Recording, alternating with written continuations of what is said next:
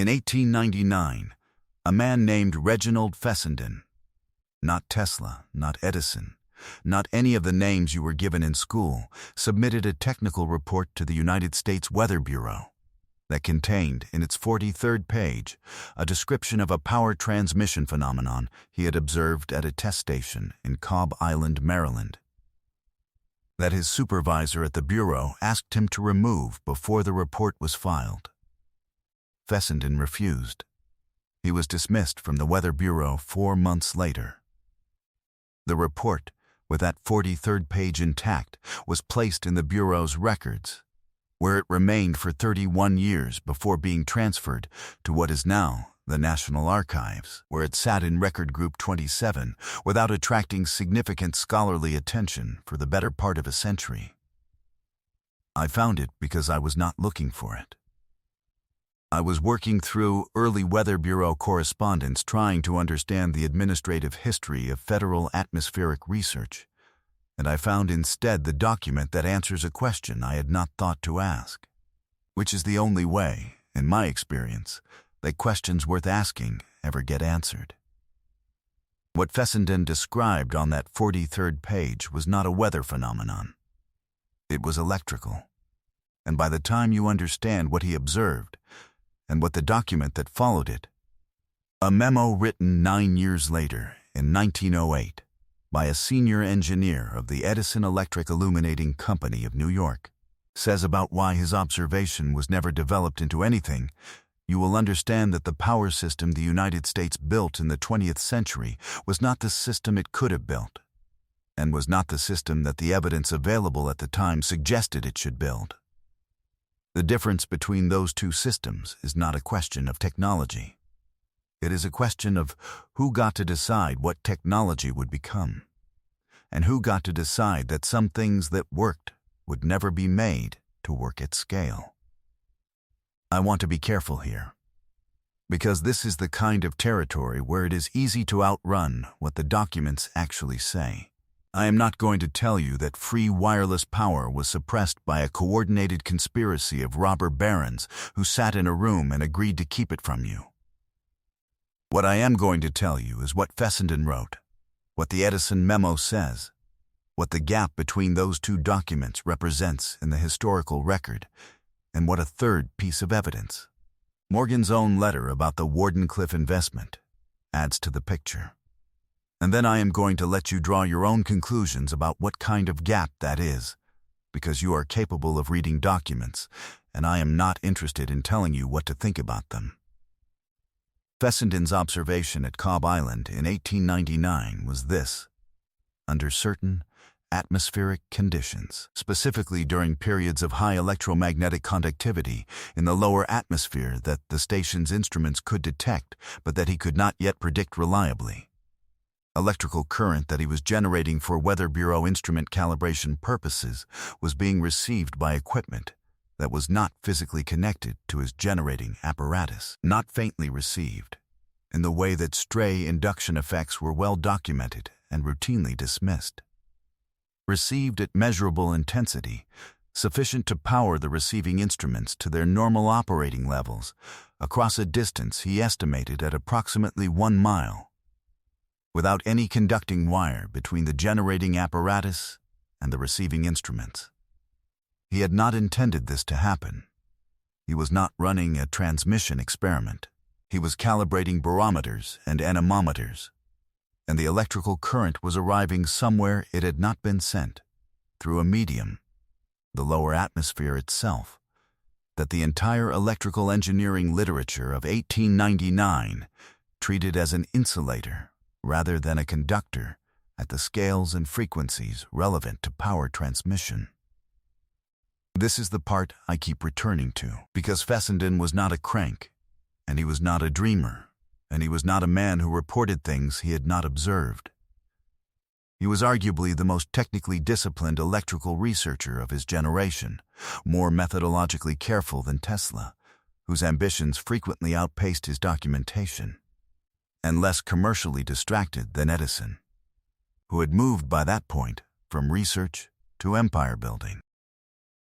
Fessenden would go on, in 1906, to make the first audio-radio broadcast in history, transmitting voice and music simultaneously from Brant Rock, Massachusetts, to receiving stations on ships at sea. 7 years before Marconi achieved anything comparable, and he would go on to hold, by the end of his career, more than 500 patents in electrical engineering. He was not a man who misread his instruments. His 1899 Weather Bureau report describes the Cobb Island observation in the careful, hedged language of a scientist who has seen something he does not fully understand and is not prepared to claim more than the data supports. He does not claim to have invented wireless power transmission. He claims to have observed a phenomenon that suggests the atmosphere conducts electrical energy in ways the existing theoretical framework does not account for. He provides the instrument readings, the atmospheric conditions, the date, the distance, the intensity.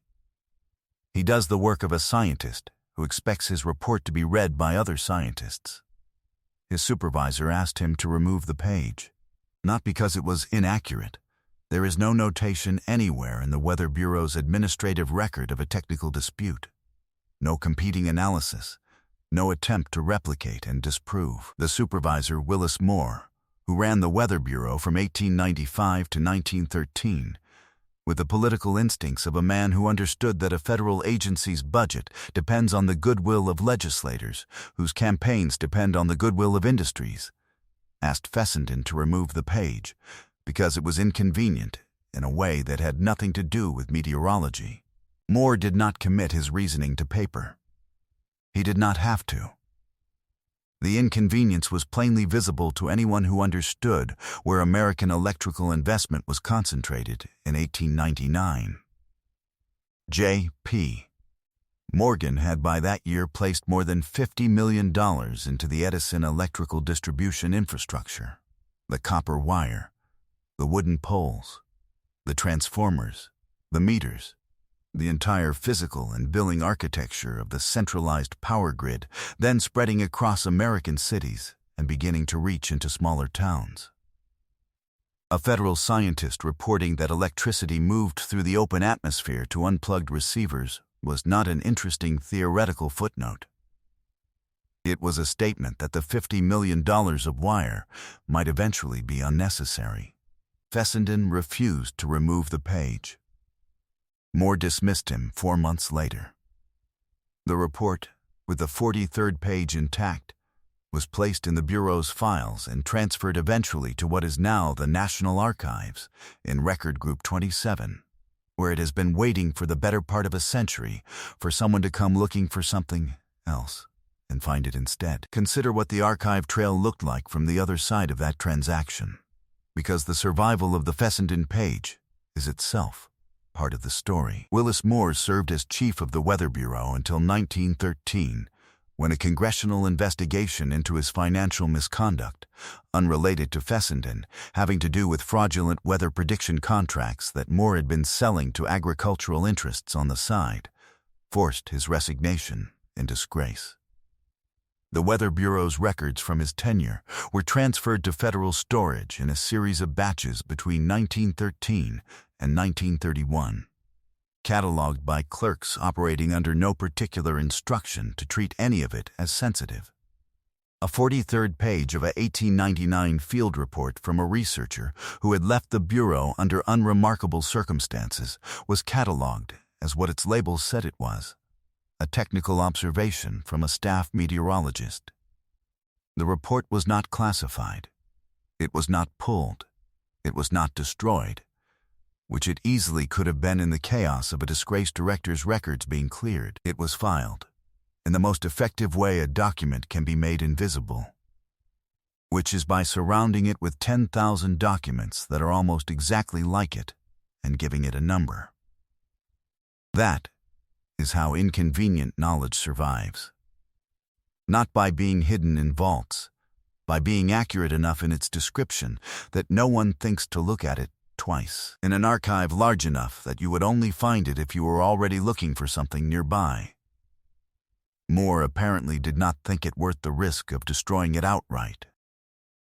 And so it sat, accurate and accessible, for the better part of a century, until I was looking for something else in Record Group 27, and found it instead. And 9 years after that filing, in 1908, a senior engineer at the Edison Electric Illuminating Company of New York named Charles Burley wrote a 12-page internal memorandum that is the second document I want to tell you about, because it is the one that changes what Fessenden's observation means. The Burley memo exists in the archive of the Edison Electric Illuminating Company, which was acquired by Consolidated Edison in a series of mergers that concluded in 1936, and whose historical records were deposited with the New York Public Library's Manuscripts and Archives Division in 1948, where they occupy 43 linear feet of boxes and have been consulted, according to the reading room's request records, primarily by historians of urban infrastructure and Edison biographers, none of whom, as far as I can determine, were looking at the specific series of boxes that contain the 1908 internal technical correspondence. I found the Burley memo in the third box of that series, behind a sheaf of boiler maintenance reports, in the condition of a document that has spent 115 years being not quite interesting enough to look at closely. Burley's memo is addressed to the company's board of directors. Its subject line reads, "Concerning reports of atmospheric conduction effects and their potential bearing on distribution infrastructure." It is a 12-page document, and the first 10 pages are a technical analysis of several published and unpublished reports, including, explicitly cited by name and record number, Fessenden's 1899 Weather Bureau report, that describe atmospheric electrical conduction phenomena. Burley's analysis is rigorous. He does not dismiss the phenomena. He does not argue that the reports are wrong. What he argues in the technical language of a competent engineer making a business case to a board of directors is that the phenomena described in those reports are real, that they occur under conditions that he believes can be reliably produced rather than merely observed, and that, if developed systematically, they would present, and here I am quoting directly from page 11, a transmission pathway for electrical energy that would not require physical connection between generating and receiving apparatus, rendering the entire distribution infrastructure of wire-based systems economically obsolete within a period I estimate at not less than 15 and not more than 30 years from the date of concerted development effort. He knew. He had done the analysis. He had read Fessenden's report and the other reports like it, and he had concluded, in 1908, that wireless atmospheric power transmission was not a theoretical curiosity but a developable technology with a specific timeline. And then he wrote the 12th page, which is the page that has not been published, which is the page that the 43 linear feet of Edison archive boxes have been keeping under boiler maintenance reports for a century. On page 12, Burley recommends that the company pursue no development of the atmospheric conduction pathway. Not because it does not work, not because the engineering is intractable, because it works, and because the Edison company's competitive position depends entirely on the metered wire infrastructure that a wireless system would make obsolete.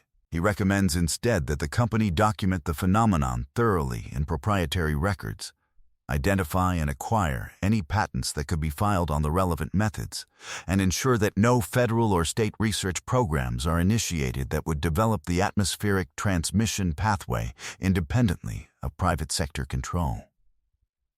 He is not recommending suppression in the dramatic sense.